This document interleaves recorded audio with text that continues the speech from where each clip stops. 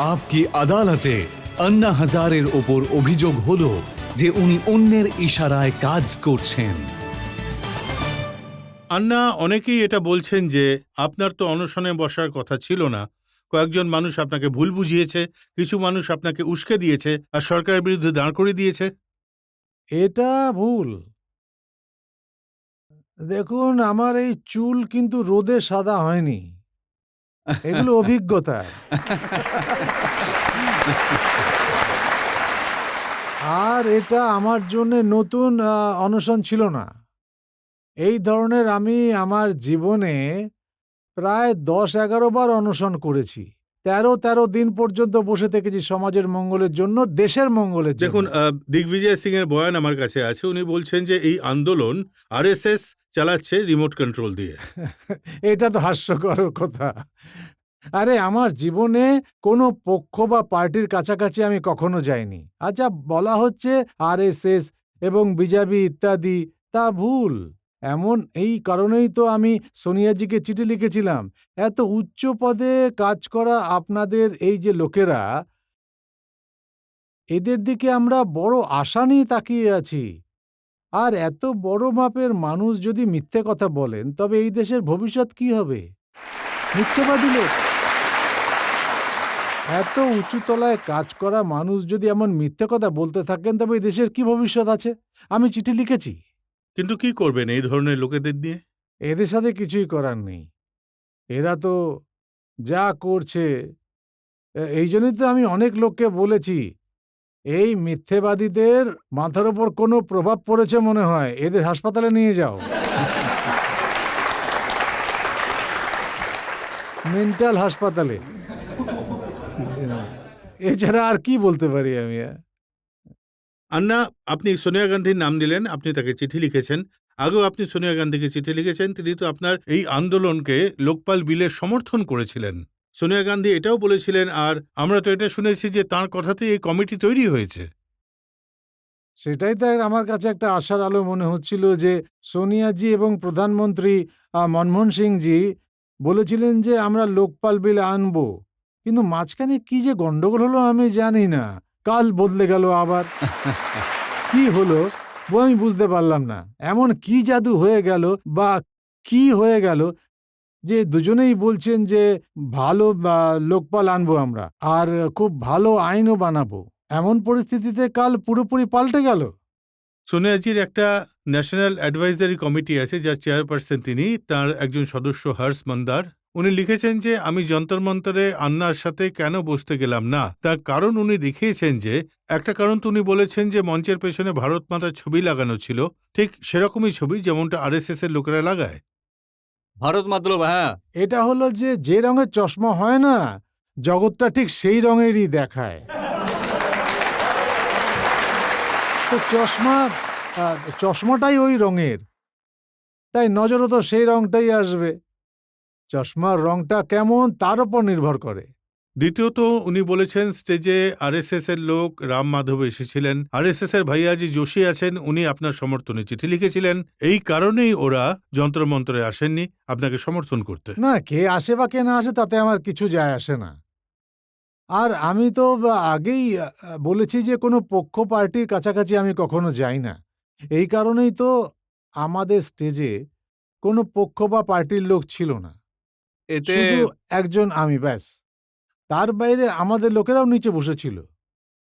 কারণ কারণ কখনো কখনো এমন হয় যে আমরা যারা অনশন করি, আন্দোলন করি, তাতে পক্ষ বা পার্টির লোকরা আমাদের সাথে এসে বসে পড়ে, আমাদের ছবি তুলে নেয় এবং পরে পলিটিক্সের জন্য সেটা ব্যবহার করে।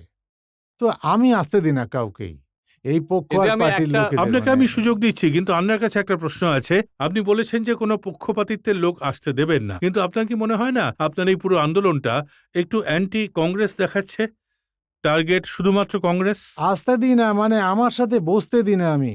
সামনে বসুন না, দেশকে বাঁচাতে হবে না, সামনে বসুন,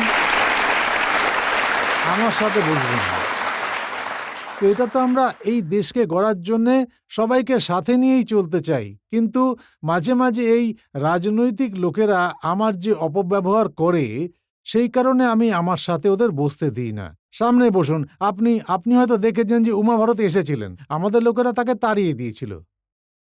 হ্যাঁ, আমি সেটার জন্য ক্ষমা চেয়েছিলাম। এটা ভুল, গণতন্ত্রের জন্য এটা ঠিক নয়। সামনে পাবলিকে বসার জন্যে কাউকেই মানা করা উচিত নয়। কোনো পক্ষের হোক, পার্টির হোক, তাতে কোনো লেনদেন নেই। পাবলিকে বসতে দিন, শুধু স্টেজে বসতে দেওয়া যাবে না। এটা আমাদের জিত ছিল। হ্যাঁ, কারণ আমাদের দেশের লোকই তো এরা। এরা তো কোনো ইংল্যান্ড থেকে আসেনি, আমাদের দেশের। যদি সমভাবাপন্ন মানুষ যদি চান যে এটা হওয়া উচিত, দূরে থেকেও তারা আন্দোলন করতে পারেন দেশের জন্যে, তাতে কোনো পরোয়া আমি নেই। এটা জিজ্ঞেস করতে চাই যে যেমন আপনি এখন বলছেন যে যদি লোকপাল বিল ঠিকভাবে না তৈরি হয়, সরকার যেমন চাইছে তেমন তৈরি হয় আর তার কোনো লাভ না হয়, তবে আপনারা আন্দোলন করবেন। এই আন্দোলনকে আমি সমর্থন করি, কারণ আমি সমাজের জন্য কাজ করি। আমি এটা অনুভব করেছি যে 10 থেকে 15% লোকই আছেন যারা সমাজের প্রতি সচেতন। আর মানুষ আন্দোলনে অংশ নিতে তো চায়, কিন্তু তার জন্য নিজেকে তৈরি করতে পারে না, কিছু পার্থিব সুখের কারণে বা তাদের তেমন অভ্যাস হয়ে গেছে। তো আপনি তাদের জন্য কিভাবে নেতৃত্ব প্রদান করবেন যে সেই আন্দোলনে সারা দেশ আপনার সাথে জুড়ে যায়? ঘরে যার পেছনে স্ত্রী আছে, দুটো বাচ্চা আছে, মা বাবা আছে, সে কিভাবে জেলে বা রোডে চলে আসবে? আমাদের বক্তব্য এটা যে আমরা যারা সময় দিই, সেটা পারিবারিক লোকজন সেটা সময় দিতে পারবে না, কিন্তু এইটুকু তো করতে পারে যে আন্দোলন হওয়ার পর রাস্তায় দাঁড়াতে কিসের অসুবিধে আছে? রাস্তায় দাঁড়ানোর জন্য এইটুকু করলেও অনেক কাজ হয়ে যাবে। আর দ্বিতীয় কথা হলো যে ৬০ বছর হয়ে গেছে, ৬৫ বছর হয়ে গেছে, ৭০ বছর হয়ে গেছে। এখন বাচ্চারা সব নিজের নিজের কাজে লেগে গেছে। তাদের জেলে যেতে কিসের অসুবিধে আছে? কিসের অসুবিধে? আপনি ঠিকই বলেছেন।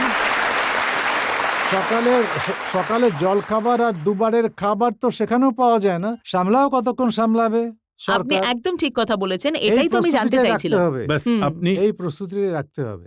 কিন্তু আন্না এই লোকেরা বলছে যে আপনার এই মুভমেন্টে যে যুবকরা আসছে তারা তো সেই লোক যারা ভোটও দিতে যায় না। ভবিষ্যতের জন্যে, যুবকদের প্রস্তুতির জন্যে 10 জন প্রার্থী দাঁড়িয়ে আছে। ওই 10 জন দাঁড়িয়ে আছে, এটা ভোটার্সরা বলছে।